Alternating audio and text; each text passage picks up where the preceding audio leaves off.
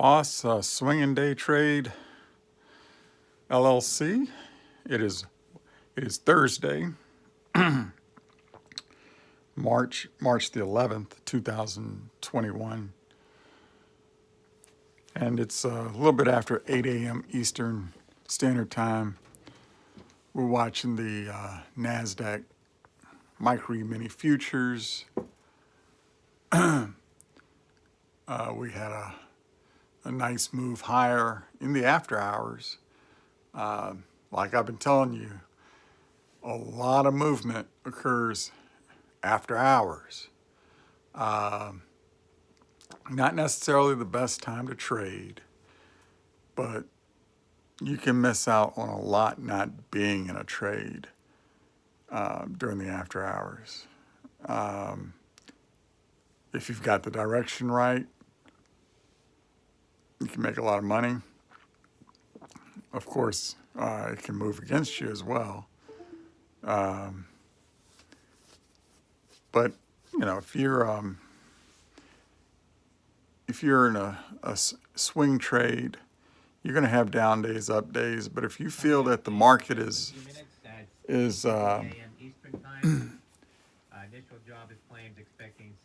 in a bull run, and let me turn down Benzinga. Okay. All right, so if you feel that you're in a bull run, which we've been in for a couple of decades now, then and you're planning and you want to hold futures for the long run, and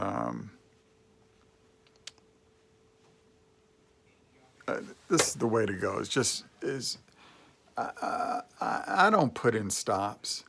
I decide what amount my account can handle in terms of if there's a big sell-off. And I try to maintain a core holding that can withstand the pullbacks, withstand the dips, and will make money on the upside. Now, you can have up days, down days. You can have up months, down months. You can have up years and down years, even in a bull market. Some years are going to be down, but most of them are going to be up. So just holding a core amount of contracts that you feel comfortable with holding for the long run, to me, is just not enough. I mean, that's just not enough to get me excited. That's like kind of parking your money into a mutual fund for the rest of your life. So what I do is when trading, when the time is ripe for trading, which is for me is when the market opens in the U.S. market opens at 9:30 Eastern time. And those first couple of hours are really good traders market. And and depending on how the day goes, I mean, some days are different than others. Some days you can kind of trade throughout the day. Sometimes the closing hour is a good time to trade. But those first couple hours, for the most part, tend to be the most active trading hours. It's almost like the market gets stingy after the first couple hours, and then making money is just a chore, and trades just don't seem to work out the way you want them to. But in the morning, when that market opens, there's a lot of momentum, either up or down, and it's a exciting time to trade in the market. And in the closing hour, I find between 3 and 4 p.m. Sometimes a nice time to catch a trade. Um, a lot of times the market will kind of go on a break and kind of just like if it's a down day, it'll trend lower, trend lower, trend lower in the middle of the trading day, and just not a lot of change in direction.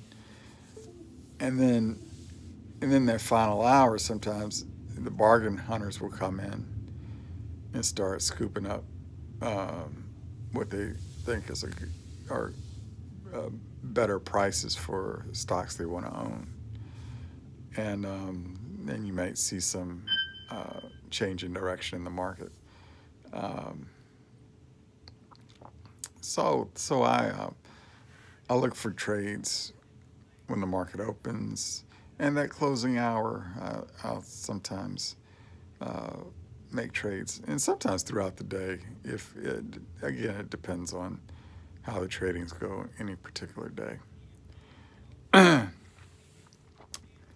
So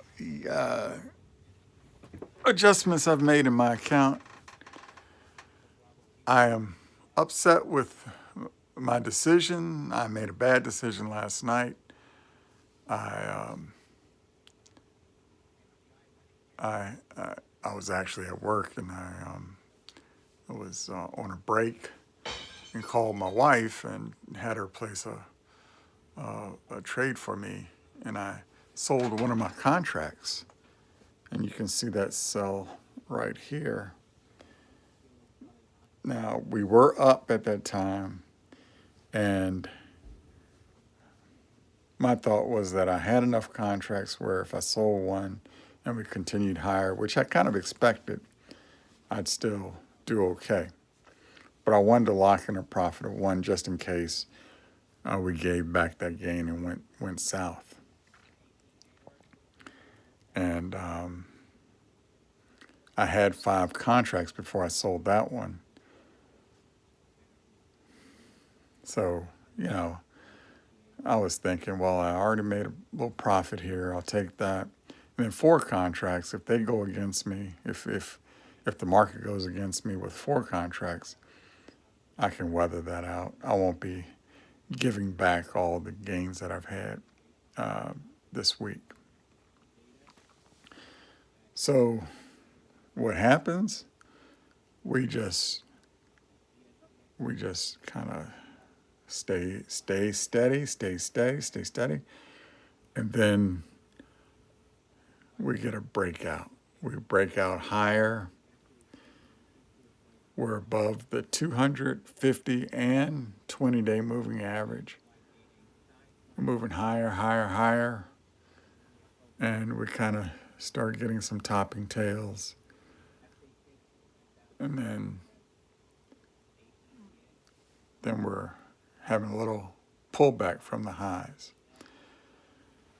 So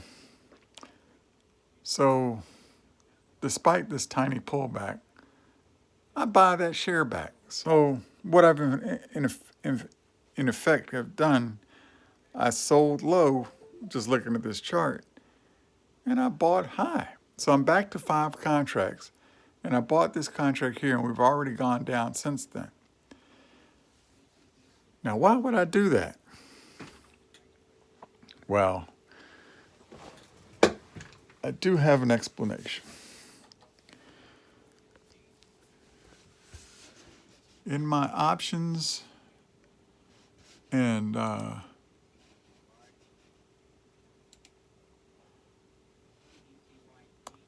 me try to pull it up.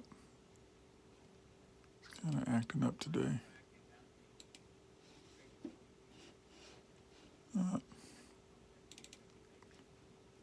Okay, here we go.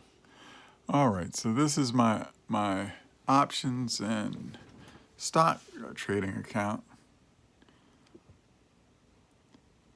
So I have a bear call spread in the Qs.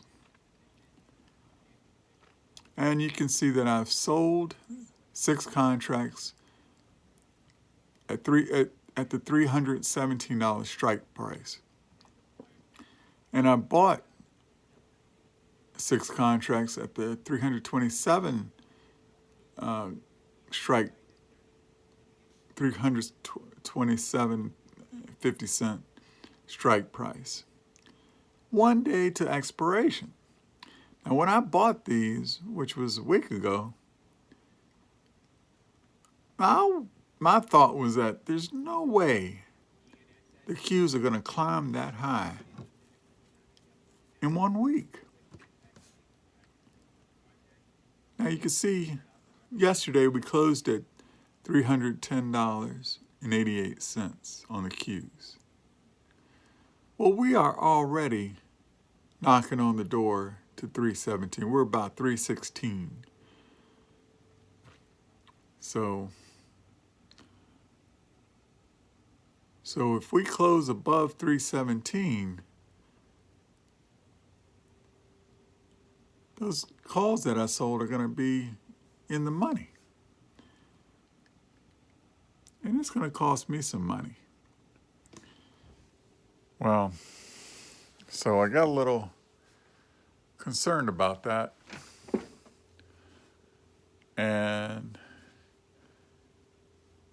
so I thought I'd just buy another contract because if the Qs really take off from here, those options are going to kind of hurt me. But with that 5th contract, which I should have never sold in the first place last night, with that 5th contract, I'll make more money in my futures if we extend higher from here. And I do have the TQQQs in my stock trading account, so they'll also offset some of the losses that I'll have from this spread. But I kind of thought that spread was going to be easy money. I thought we'd have a little more of a choppy market than we've had. We had a heck of a pullback for 3 weeks, mid-February to first week of March. And then the bulls came back, and now the bulls are stampeding. It's a bull stampede. So I'm not going to complain about it. I'll make money, but I did expect this spread to work out. This bear call spread to work out. Now it looks like it's not likely to work out.